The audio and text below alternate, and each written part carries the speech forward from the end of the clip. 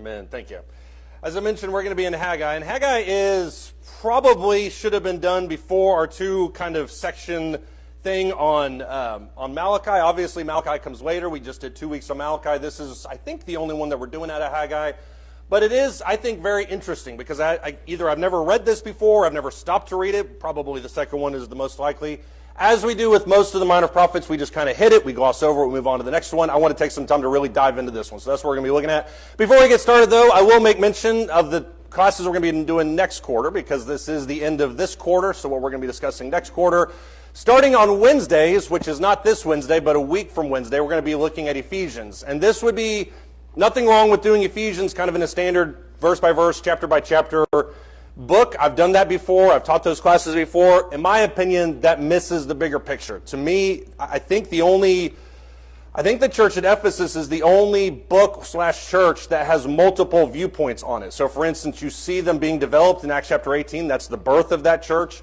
Then you have the book of Ephesians, which comes about 15, 20 years after that. And then you also have the mention of Ephesus and Revelation. So you have multiple kind of vantage points on this church.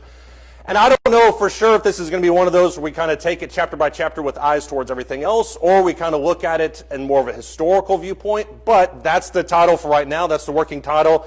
And it's all up here. And so eventually it'll be out there on the class. But that's at least what we're going to be studying on Wednesday nights.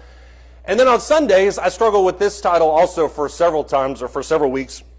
But I finally settled on how to think about the Bible. This is basically going to be an overview on how to study the Bible. But if you look at Amazon, if you look at Truth Bookstore, if you look at all these different online portals, there are hundreds and hundreds and hundreds of books on the idea of how to study the Bible. All of them are great. I do not have the academic expertise to really talk about some of those things in detail. This one will be much more focused on how to think about the Bible. Instead of just looking at, okay, this says this says this. This one will be based on application. It'll be primarily based on meditation. There's lots of scriptures that talk about specifically in Psalms. Meditate on His Word, meditate on what God says. This is kind of with that in mind. And so how to think about the Bible and especially how it impacts our life. So that's going to be on Sundays starting next week.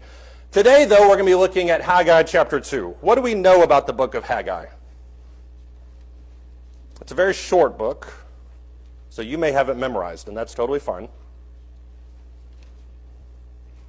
What do we know about the book of Haggai? Yeah, go ahead. Yeah, he's trying to encourage people to continue building the temple, which obviously the counter question to that is, why did they stop building the temple? And that's not just for Curtis, that's obviously for everybody. Why did they stop building the temple?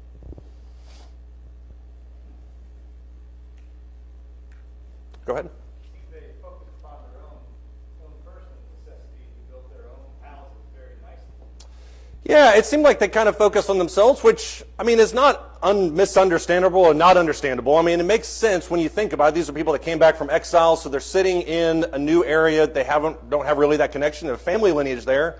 But why not build a house? Why not build a market? Why not build these other things? God focuses on the emphasis on the temple. That's what you need to focus on. So that's the bulk of what Haggai is talking about. There are other things that he brings up too. Go ahead. And it's not so much that what they had done and prepared for themselves was wrong, it's that they neglected the other things that were such important things to their culture, to their society, right, and their relationship to God. Yeah, no one's faulting them for building a living space. Obviously, you got to have something to live underneath. The problem was they started on their third workout room before they started on the temple. And that's where the issue was. The time is not to build those things. You need to focus on this because it infiltrates everything else. So Haggai is really focused on the temple. He's really focusing on what's important. That's what Haggai is mostly about. I want to kind of put this timeline up here, not just for our sakes this morning, but also for what we've talked about kind of up until this point, especially with these last few minor prophets that are post-exilic in nature. When you look at the timeline kind of starting from the beginning all the way to where we're at, 722 BC is the Assyrian captivity. All of these dates are going to be somewhat fluid. Some are very, very definable. 722 BC usually is the Assyrian captivity starting with Israel there. And then you have 605 BC, the first exile. That one you can float either a year or two on the other side of that. Then you have 597 BC, second exile. That's where you kind of see people coming back. Nebuchadnezzar comes back and kind of obliterates it more, takes another group with him. 586 BC is the third exile. This is where Jerusalem is completely leveled. The temple is destroyed. All of that is annihilated. There's basically nothing there. Then 536 BC, that's where you have Cyrus's decree. What did Cyrus say? What was his decree? Today he would have done it in a Facebook post, but what did he say then? Allowed the remaining Israelites to return back to their homes.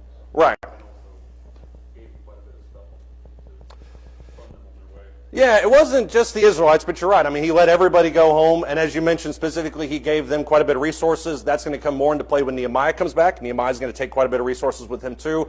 This is the area in which Haggai is. And so 536 BC, Cyrus's decree, Haggai happens right after that.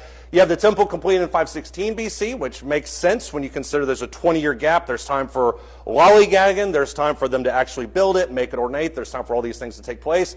Haggai is kind of the inspiration to kickstart that along,side Zephaniah, I think Zechariah. So both of those kind of roll into that. Ezra will come back 457 BC. That happens not long after that. Nehemiah comes in 444 BC. And then Malachi shows up in 435 BC. All of those kind of happen in compressed time period. You've basically got two phases. Once the exiles come back, you have Haggai rolls with them. They kind of start the process. And then obviously when Ezra and Nehemiah come back, they kind of finish that. And so that's where Haggai is.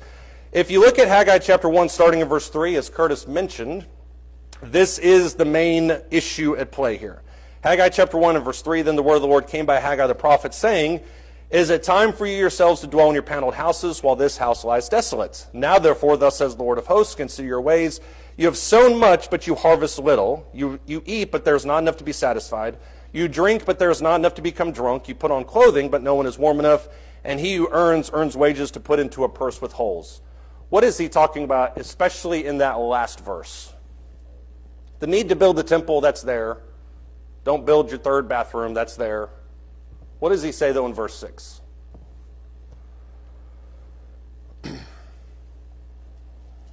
Go ahead. All the results of their labor is diminished. They get about half or less out of what they expect to get out of all the work they put into. Yeah, the things that you're putting in, I mean, you're obviously are working or doing things, but it's not really enough. It seems like the output doesn't match what you're putting into it. That's going to pose some questions for them. They don't understand why it is that God isn't blessing them. They don't understand why the fruit of their hands isn't really producing things. That question mark kind of overviews all of Haggai. Yes, it's about the temple. Yes, it's about their life. There's other things kind of baked in this too. But the main thrust of this is, why is it that God isn't blessing us? That's going to be the question. Verse 7 picks up and kind of answers that. Thus says the Lord of hosts, consider your ways, go up to the mountains, bring wood and rebuild the temple, that I may be pleased with it and be glorified, says the Lord. You look for much, but behold, it comes to little. When you bring it home, I blow it away. Why, declares the Lord of hosts? Because of the house which lies desolate, my house, while each of you runs to his own house. Therefore, because of you, the sky has withheld its dew, and the earth has withheld its produce. I called for a drought on the land, on the mountains, on the grain, on the new wine, on the oil, on the wheat produce, on what the ground produces, on men, on cattle, and on all the labor of your hands. What is he challenging them to do there? And this is the first of two times this happens in Haggai, but what is he challenging them to do? Yeah. They need to refocus their priorities on the things that God cares about, not just things they care about, so that their labor won't be in vain. Yeah, focus on what God wants them to focus on instead of what they care about so that their labors aren't in vain. That's true, but he also tells them something specific. He says what? And there is a specific word I'm looking for, which I know makes this really difficult, but it's almost as if he's what? He is withholding. That's not the word I was looking for, but yes, he is withholding from them, but primarily so that he can challenge them. If you look at verse 7 and 8, consider your ways, go up to the mountains, and see if something comes out of that.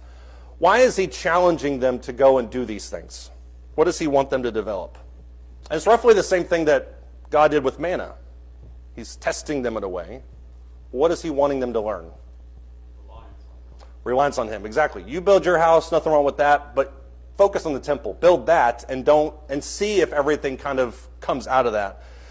There's about a month and a half break in between chapters 1 and 2. There's another break after chapter 2 and verse 10. And so if you jump down to chapter 2 and verse 10 of the book of Haggai, this is our text for today. Before you move on too much, on your timeline stuff, your chronology. Haggai 1:1 mentions that you give your time stamp that says the second year of King Darius. Clearly, that's not the same Darius that was involved with Daniel and Lions. Can you shed some light on the lineage there? So that is caused lots of problems. Not you, but that comment has caused lots of problems because I think, if memory serves me right, there's two Dariuses. There's the one that is with Daniel, and then there's a second one that I think has an alternate name depending on translation, depending on what country is writing it. And so I don't think it's the same as Cyrus, but I do know it's the second Darius. It's not the same one. And of course I say that, I'm going to get slaughtered the moment somebody opens up Google. I think it was pretty quick, yeah. It's not uncommon for rulers in that time to kind of do that where they distribute everybody else. And that's part of what makes this difficult. But what you're also looking for between Cyrus and Nebuchadnezzar is a regime change. So Babylon's out of the picture. Now you have the Medo-Persian Empire that's in. So different people, different ways of operating. So Cyrus comes in, he says, this is how we're going to do it, and ships everybody off. So does anybody else have any thoughts or comments? I'm talking fast because I feel like all morning I've been running late. So I'll try to slow it down here. Haggai chapter 2 and verse 10, this is where our text for this morning is going to be. He says, on the 24th of the 9th month in the 2nd year of Darius, the word of the Lord came to Haggai the prophet, saying, thus says the Lord of hosts, ask now the priests for a ruling. If a man carries holy meat in the fold of his garment, touches bread with this fold, or cooked food, wine, oil, or any other food, will it become holy? And the priests answered, no. Then Haggai said, if one who is unclean from a corpse touches any one of these, will the latter become unclean? And the priests answered, it will become unclean. Verse 14, then Haggai said, so is this people, and so is this nation before me, declares the Lord. And so is every work of their hands, and what they offer there is unclean. But now do consider, this is another kind of challenge. I want you to think about it. I want you to expand your faith, he says basically. He says, now do consider that from this day onward, before one stone was placed on another in the temple of the Lord, from that time when one came to a grain heap of 20 measures, there'd be only 10. Did you notice that, he's asking? He says, and when one came to the wine vat to draw 50 measures, there would be only 20. I smote you, verse 17, and every work of your hands with the blasting wind, mildew, and hail, and yet you did not come back to me, declares the Lord. Do consider from this day onward, from the 24th of the 9th month, from the day when the temple of the Lord was founded, consider, is the seed still in the barn? Even including the vine, the fig tree, the pomegranate, and the olive tree, it has not borne fruit, and yet from this day on I will bless you. Think about 15 down through verse 19. What is he trying to get them to understand? Or to consider, which they couldn't because they were too busy building another coffee shop. What was he saying to them? Paul, go ahead.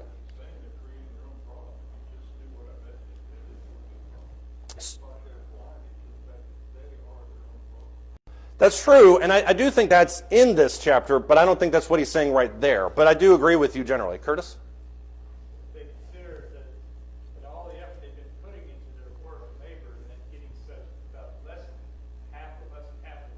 Right. The reason is God had caused this to occur because he was trying to get them to turn back to him. Right.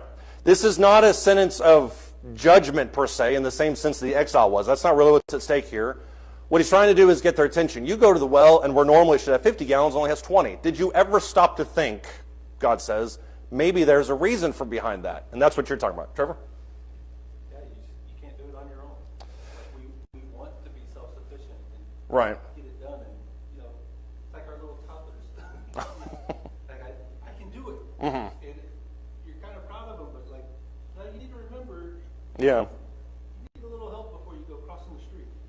You see, I just let them roll with it and then see what happens and then just clean up afterwards. But yeah, you're right. I mean, it is very much like a toddler in that they say, I want to do it all by myself.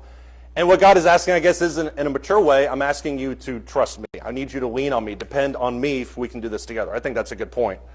What he's asking them to do is consider this. And he's trying to wake them up to the reality that something is not clicking. You're here, you're in Jerusalem, you're working, but you're not having the output that was promised you. Did you ever stop to think about why? And that's really where this text kind of comes in. If you look at Haggai chapter 2, verses 11 through 14, this is essentially our focus text for the day.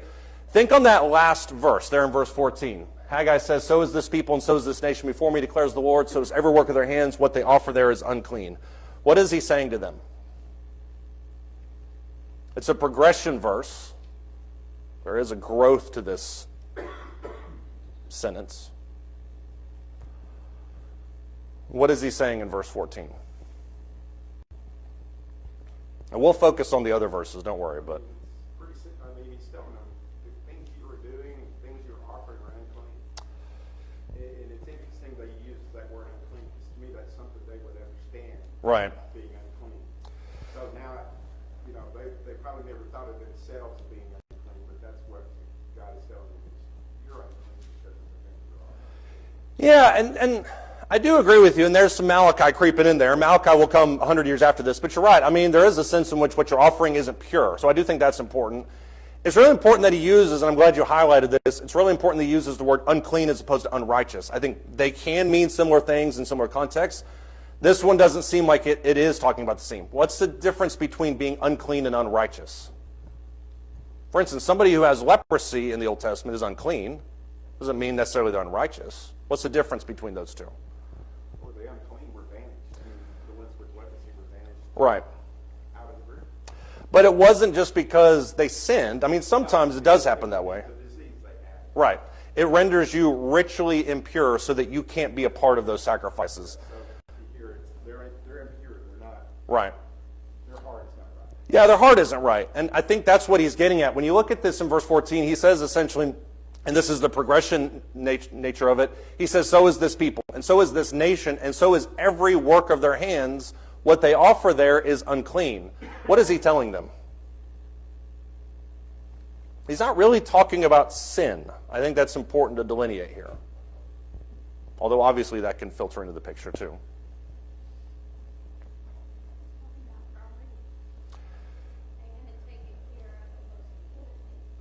Right.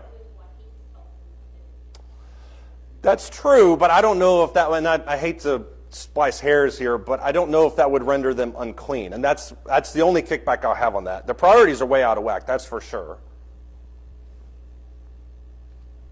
Why would he be saying this to them? If he's saying they're unclean, let's ask this question. What would be the remedy for that? You need to be cleansed, exactly. If they're unclean, then there's some kind of cleanliness that didn't take place at some point, and that's really the issue here. Curtis, do you have something? I think just as according to the law, any priest or anybody that touches a dead body is unclean, cannot participate in worship. Right. So the nation was. They were unclean because they had come in contact with something that was unclean. Right. That's the focal point, and that's why it's important to delineate between cleanliness and righteousness, is because it doesn't have anything to do really with any kind of lingering sin as much as it is that there's no purification that brought them back to the land. That's the real issue at hand. And as you mentioned, if you look in verses 11 and 12 and 13, this is kind of where he brings this up. And that's why I wanted to save this for after that question, because I think this gives context to verse 14.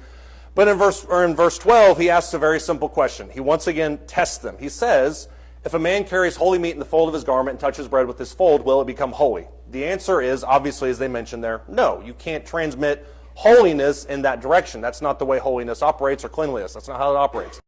Then he asks a follow-up question. He says, if one who is unclean from a corpse touches any of these, will the latter become unclean? The priest answered, it will become unclean.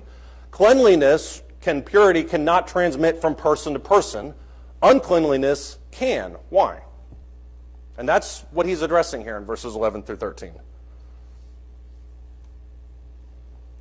This is where the visual representations will come in here in just a second. I stared at these verses for way too long. Go ahead. But the way I've always thought about this, and honestly, a lot of our, say, more modern hygiene practices that stem out of Jewish religious practices, like washing the hands. Right. The idea of, like, I think the way it makes sense in my mind is like bacterial transmission. Right. I can't have clean hands and go touch something dirty and make it clean. Right. It transmits to me. Right, and that's exactly. And I actually had this really amazing illustration that I was going to bring up with you and Paul, where Paul was just handling chicken meat, and you just blessed his hands, and it cleansed everything. But you're exactly right. Cleanliness. If you wash your hands and somebody else's hands are dirty, you can't then go touch their hands and then make them clean.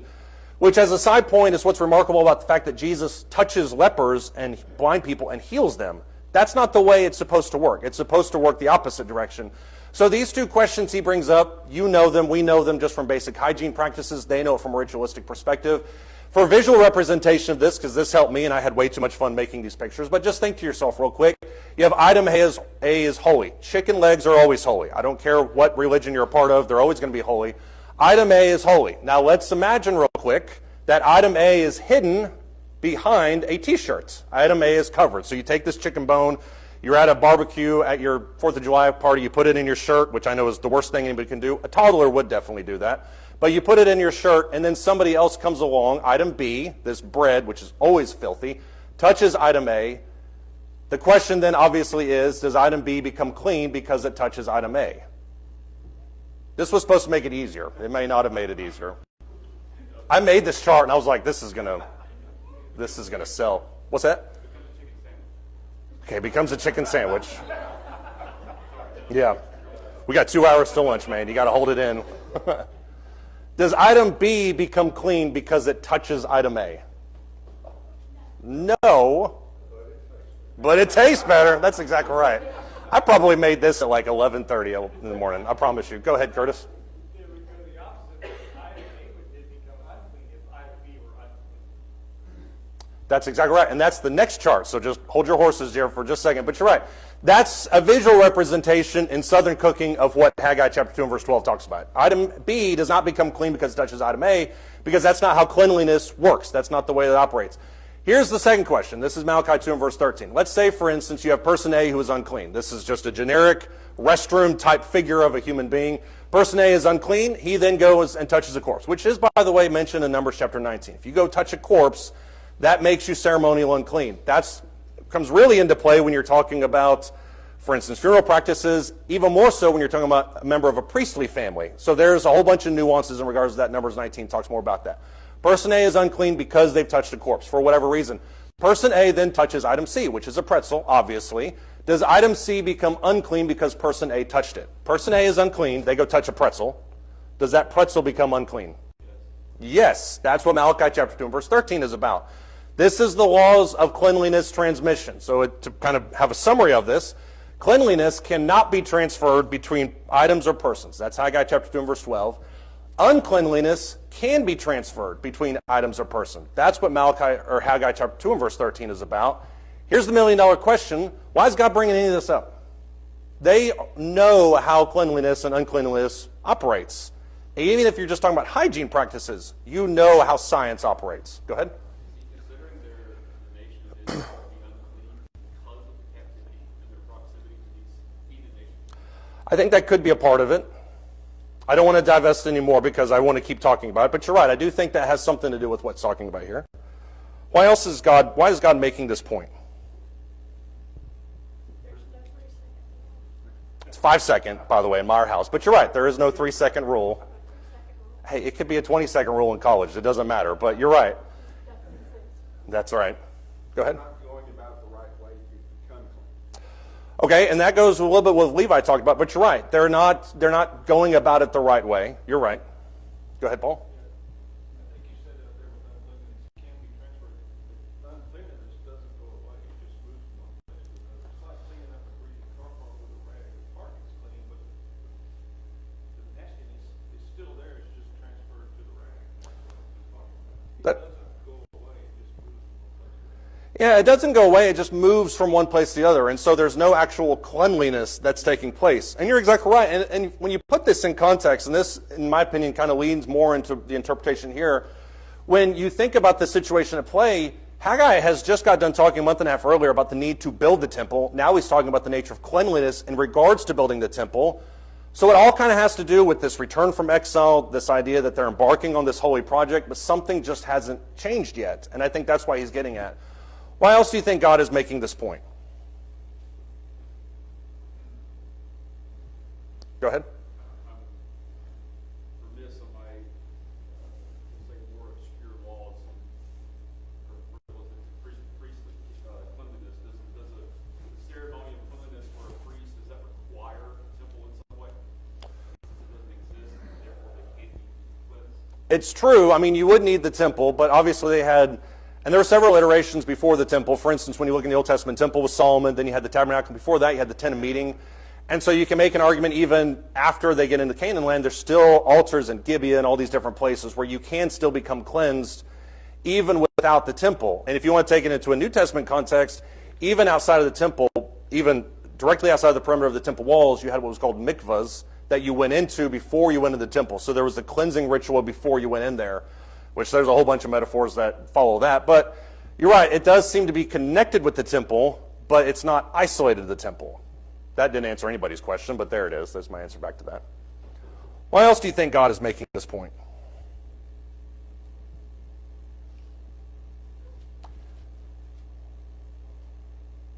What were they counting on, do you think? Come back and just start building the temple, everything's fine. What were they counting on?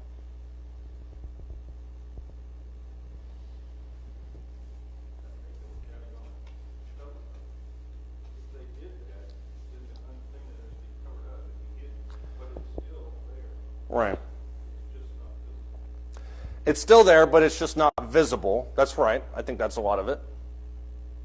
In Haggai chapter 2 and verse 14, this goes back to kind of that bridge between the later section where he makes the application, the two questions there in verses 12 and 13. Haggai 2 and verse 14 says, "So is this people, so is this nation before me, declares the Lord, and so is every work of their hands, and what they offer there is unclean." They've come back to build the temple, they've come back to offer sacrifices, but they've never done what? Obviously, because Haggai chapter 1 shows them being relatively lazy. What have they never really done?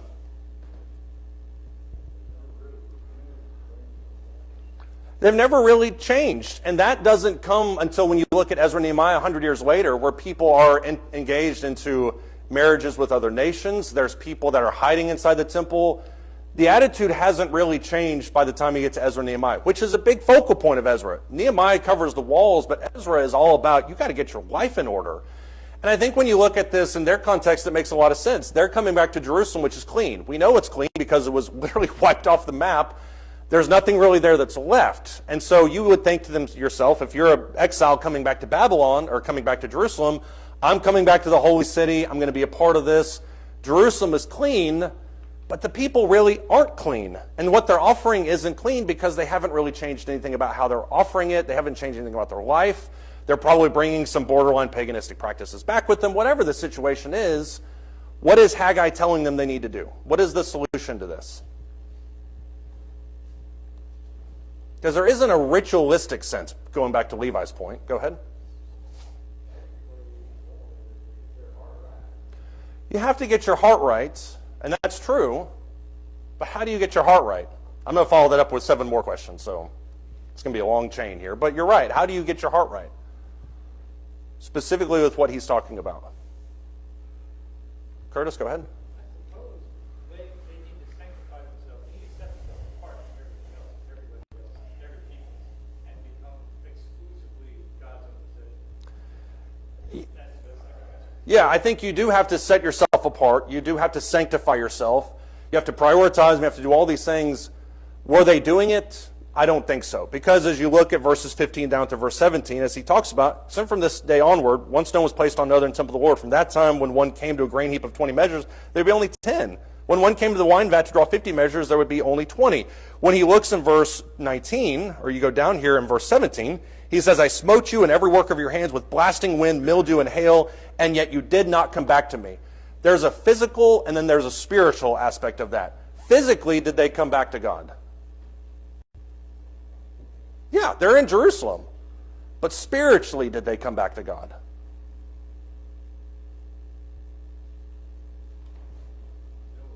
No. Exactly. Spiritually, they did not come back to God, because that's why we have the book of Haggai. Had they come back to God spiritually and physically, priority A would have been the temple, or priority 1A after they would have built their homes, or whatever they needed to survive. But then also they would have trusted God. There would have been other things involved with that. Haggai is talking about repositioning the heart back to them. And I think this section is really interesting, because what do we do? How do we do this exact same thing? Actually, I'll go ahead and put this up here, because I think we can't jump the horse on this. But if you ask what the issue is in regards to Haggai chapter 2, 11 through 14, the issue is that people believed a return to Jerusalem would make them holy, but God noticed their lives weren't different. And confused by this, they concluded God had abandoned them. It's a very interesting sequence of events. They came back to Jerusalem thinking everything was great, but they didn't really change anything about their life. And because they didn't really change anything about their life, God was like, hey, I'm withholding this to get your attention. They, on the other hand, thought that God had abandoned them. There's that disconnect between the two. Where do we see this exact same thing today? Paul? Real quick, we use the term eye candy, and that's kind of what they're doing. They don't seem to be aware that God looks through the eye candy. He looks at who you are. So physically doing things that they Right. That's not the point. God says that's not what I'm after. It is, and I would argue that even more than that, they weren't really doing much visually. I mean, the argument in Haggai 1 is, you guys have been back for a couple of years, or whatever it is, and you haven't even started on the temple. Like, there's no progress at all, which is completely opposite from Nehemiah. When Nehemiah chapter 1 opens, the entire first chapter is him hearing about the report from Jerusalem and being aghast at the fact that it's in the state that it's in 80, 100 years after they've returned. Why is it still like that? So the issue is that they've come back, but they really haven't done anything. Why is it? Where do we see this exact same thing today?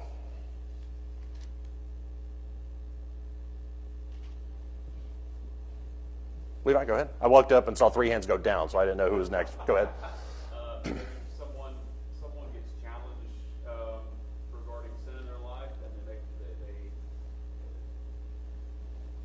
say it leads to a public confession or something. They want a prayer for congregation has to change that. Right. It changes on Monday. So they go right back to it. Yeah, I'm going to come in on Sunday. Somebody's told me something about my life I need to fix, and so I'm going to come in on Sundays and Wednesdays. I'm going to fix it, or I'm going to make public confession, but I'm not really going to change anything, and so therefore I'm just kind of here going through the motions. Get better at hiding it. Yeah, I just get a lot better at hiding it. Yep. Where else do we see this today? Go ahead. I go through a hardship, and instead of going to God, Right. I blame God. Exactly. I've dealt with difficult things in my life, and so instead of stopping and thinking to myself, wow, maybe the foundation of my life isn't where it should be, instead of doing that, I just bull rush ahead and double down on all of my effort and all my work and all these different things, not realizing that that's just making the situation worse. I think that's a lot of it. Where else do we see this today, Joe?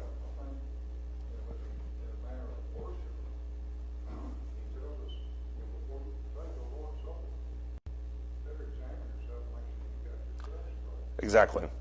If you look at it, and that was a connection I was hoping somebody would make, but it's not tenuous, but it's personal, I guess, for lack of a better phrase. But you have to stop before the Lord's Supper every single time and just ask yourself, I'm about to start singing a song, but is my life right with God?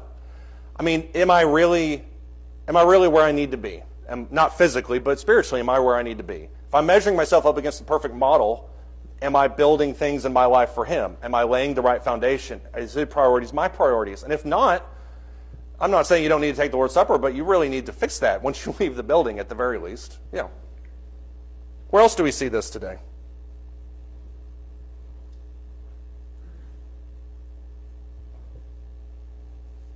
Mine was kind of an offshoot of Levi's, but somebody made to wake up on a Friday or a Saturday and think to themselves, man, I really need to get my life right with God. And so in order to do that, I'm going to go to church. And so I'm going to come there every Sunday and Wednesday. But what's the problem with that? And we see people like this all the time. We talk to visitors all the time that come in. They say, man, I woke up this morning and I thought God was speaking to me that I just really needed to be somewhere. I hear that. What's the problem? They're bench warmers. Leah's not on the welcoming committee, in case anyone was wondering. No, but you're right. I think that's a great way to put it. They're here filling a bench, but they're not really doing anything. Yep, Paul? That's just a physical act. That's not really a change of heart. Right. It looks good to people, but Yeah. inside they don't change the heart. Right, and I think that's where this core is we think to ourselves, let's say that we're apostate from God and have been apostate from God for a long time. We think to ourselves, I need to get my life right with God. And so I'm going to open up the phone book. Nobody does that anymore. But I'm going to open up the phone book and point to a thing. I'm going to go to a church building. And the thought is, if I go to that church building, what's going to change?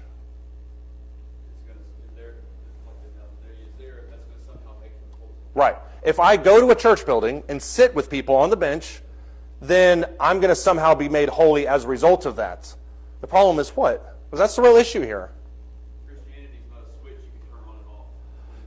That's true. It's not a switch you can turn on and off, but it's also not something you can absorb through osmosis. Like, it's not as if, like, I can go to every Rangers game in the world and it wouldn't make me a better baseball player. It actually, if it were true, would make me go down a little bit, but that's a conversation for another time. But if I go to a Rangers game, I'm not going to get any better at baseball just by sitting in the bleachers. If I come into a church building, I'm not going to be any closer to God if I just sit there. What do I have to do? You have to study and take inventory and stock of your life.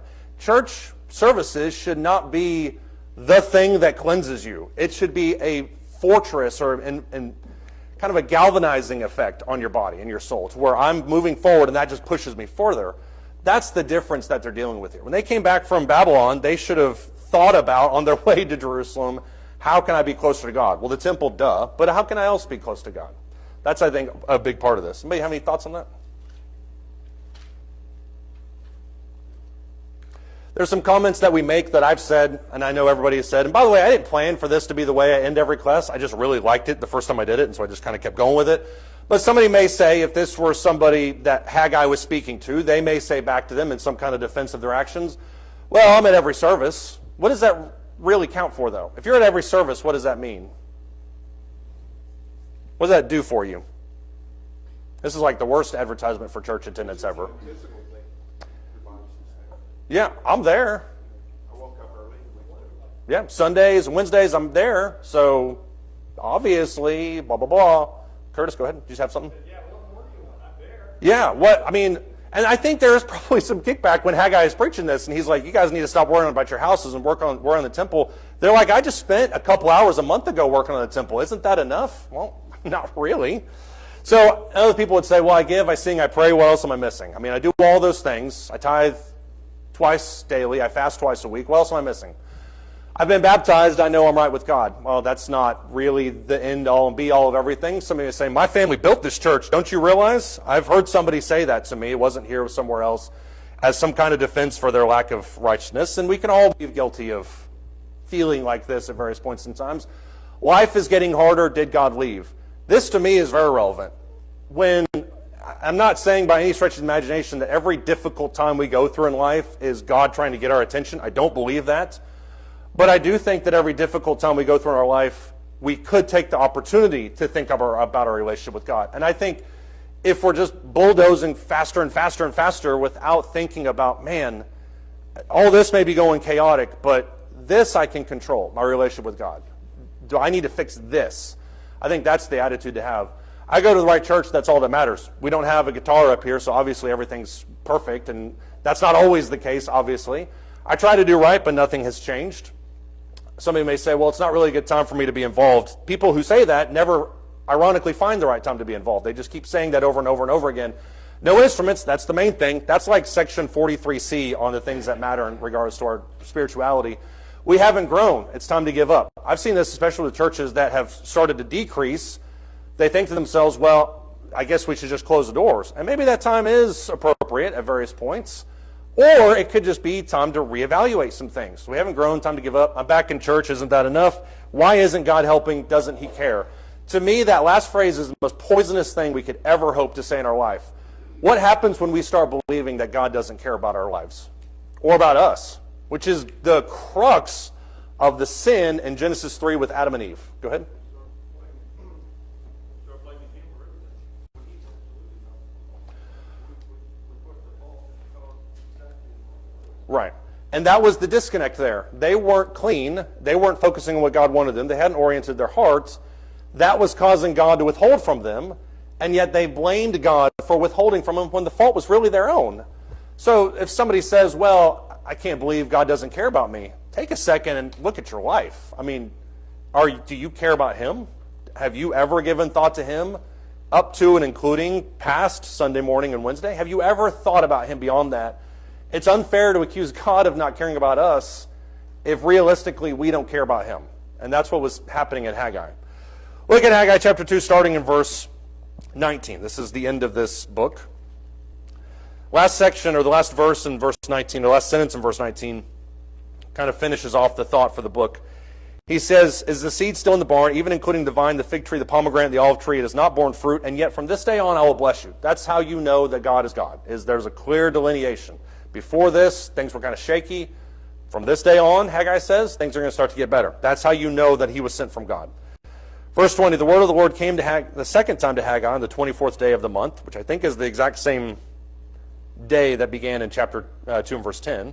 He says, speak to Zerubbabel, governor of Judah, saying, I'm going to shake the heavens and the earth. I'm going to overthrow the thrones of kingdoms, destroy the power of the kingdoms of the nations, and I will overthrow the chariots and the riders. The horses and their riders will go down, everyone by the sword of another.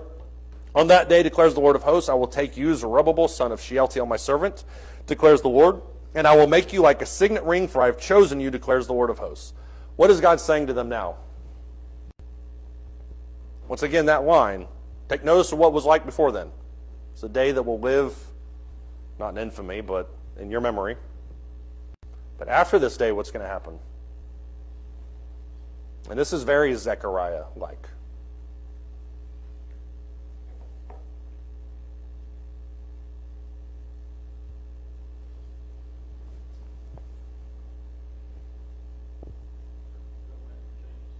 I'll make some changes. There's going to be some things that change. For good or for bad? For good, exactly. Curtis? It's going to be earth-shattering. I mean, the fact that the major empires apparently are dissolved. Right. Fall apart. All the might that forces the law of the king is going to fall apart. And there's going to, it sounds like that Israel will be free to prosper in this environment. And it's going to make Zerubbabel an icon or Mm-hmm. a center of not attention, a center of recognition for what God's doing. Yeah. Zerubbabel, in my opinion, doesn't get enough airtime as he probably should, just because he doesn't have his own book. Like, he never wrote the book of Zerubbabel. But he's absolutely an instrumental player in the return from Jerusalem because he fills the leadership role in a physical world that Ezra would later fill, but also that, I can't remember the high priest's name, Zadok would fill when the return from exile. And Zerubbabel, if you can imagine him, he's tasked with all this, and he's thinking to himself, the people aren't doing what they should be doing. Nobody cares about the temple. It's really hard to care about the temple when you're the only one that cares about the temple. When everybody else is just kind of doing their own thing, that's difficult for him. And so when this passage comes up here in Haggai chapter 2 and verse 21, it says, I'm going to shake the heavens and the earth. It's not something that, oh, you'll notice the stock market trend up. This is something that you're going to stand by and say, wow, only God could have done that. And when you look at the, for instance, physical collapse of civilizations that follow in the next 400 years after this, that's somewhat surprising. When you also look at the fact that Jerusalem essentially rebuilt itself in the intertestamental period, that's somewhat surprising. So the idea that he's going to shake the heavens and the earth shows that God defines when he withholds something and when he prospers something to these people. And he makes that decision of his own volition, and he chose to do it at this point. Does anybody have any thoughts or comments?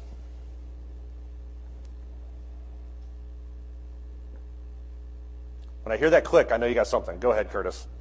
I'm wondering, there was a point in history that civilization seemed to collapse. Is this correlated to that at all? So there are 5 people in this room that have lots and lots of history knowledge. So I will say, deferring to those people, I can't think of a specific point in time. There are moments when certain civilizations certainly fall. I was thinking, for instance, of the Grecian Empire that fell, the Persian Empire that fell, but that wasn't earth-wide. The Bronze Age fell apart, I think. Yeah. Great big, just collapse of every civilization. It might have been. I can't think of any offhand, but I think the focal point here is that it would have been noticeable to the Jews. So it had to have existed kind of in their world. So for lack of a better answer, that's the best that I can give you. Which is a great way to end a 13-week course, by the way, which is I don't know, but that's how I have to say it. Does anybody else have any thoughts or comments? Yeah. I was trying to count how many times the word I showed up, how many times the word me Right. showed up, or we. Right. The focus is in the wrong direction, which is, I think, what Haggai's trying to tell. Exactly. The focus is in the wrong direction. It needs to be towards me. Right. And what your heart can do for me. Right. Which he's telling them, your heart does for me. I would actually return that Yeah. triple what you're proposing. Yeah, and that is the difficult side of it, because he says, test me now in this. Yeah. See if you don't turn to me and I don't make something happen for you. Just try it. And you're right, and that's why I made the manna comment earlier. Is that was the issue with manna, was that they thought to themselves, okay, I'm going to collect on Friday, but I'm going to still go Saturday morning because I don't quite trust that God's going to do that.